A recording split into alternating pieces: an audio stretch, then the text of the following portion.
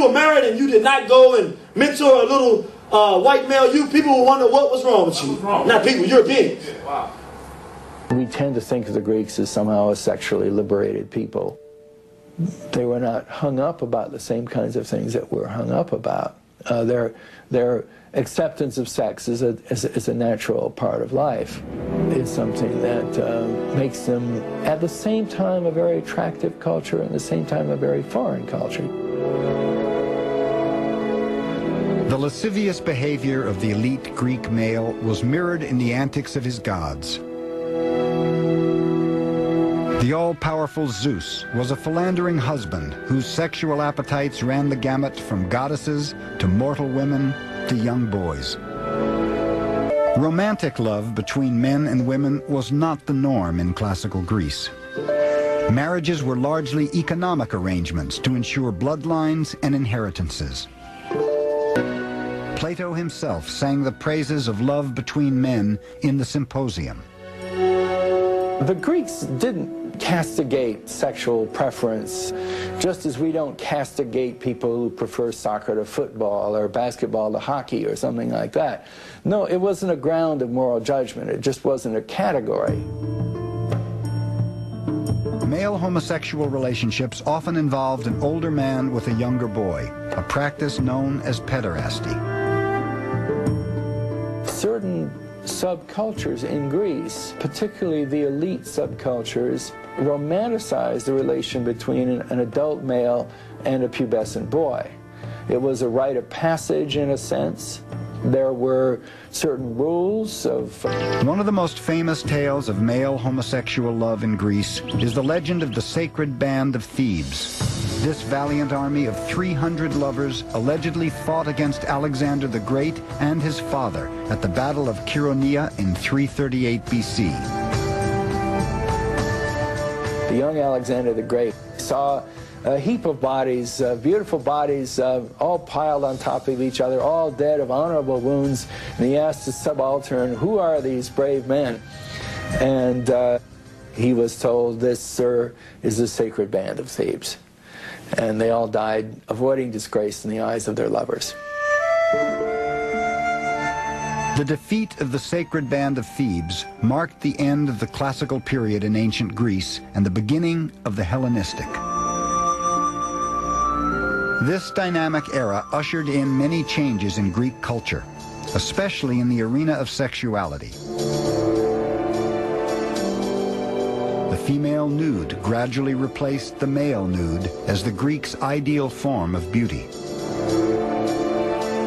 Erotic bonds between men and women strengthened, taking the place of male-male relationships. It seems the wise and learned Greeks had finally discovered the humanity of woman. Let's go to Western, this is a book called Western Sexuality. Homosexuality in ancient Rome, this is what they say about Plato. It does not seem to have crossed his mind that one could be in love with a woman. We go even further. He says, homosexuality in ancient Rome. A much repeated way of teasing a slave is to remind him of what his master expects of him. To get down on all fours. The Fasti Pranastini, the 25th of April in Roman calendar, was the festival of the male prostitutes. Why I put this up here? When we walk down the street and we see these males today dressed in females' clothing, you know, we look at it and try to figure out what in the world is going on. Exactly. The furthest thing from our mind would have been that this is something that has been going on with Europeans, that they've transferred to us, that's been going on for thousands of years, that's part of their culture. Very important. This was a world in which one's behavior was judged not by one's preference for girls or boys, but by whether one played an active or passive role. To be active was to be male. The important thing is to be the ravisher, never mind the sex of the victim. What are they saying? Well, Europeans, once again, we go back to our point.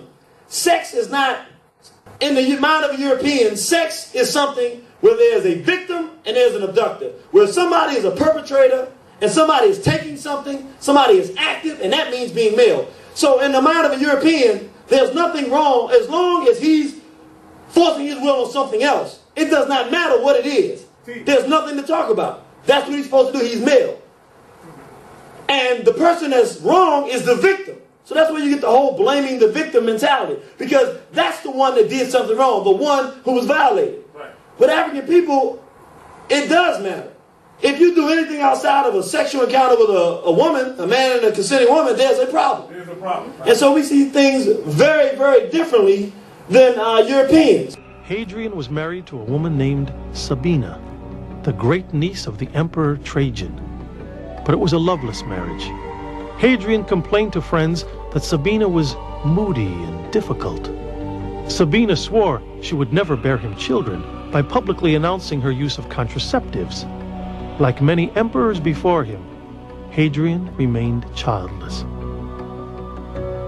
Sabina's coldness toward her husband may have been due to his infidelity. Hadrian was said to have passions for men rather than women. The ruler began an affair with an 18-year-old boy named Antinous, whom he met during his travels through Bithynia, which is now Turkey. In the Roman world, the term homosexual didn't exist, and the concept didn't have the same ramifications that it has today.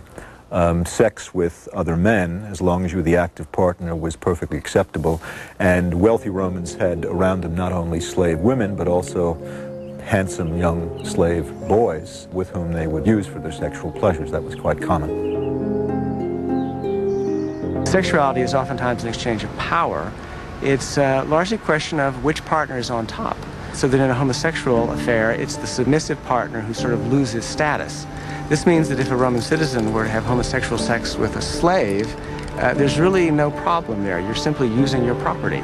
However, if a Roman citizen were to play the submissive role, this is a loss of face and may be used as a scandal.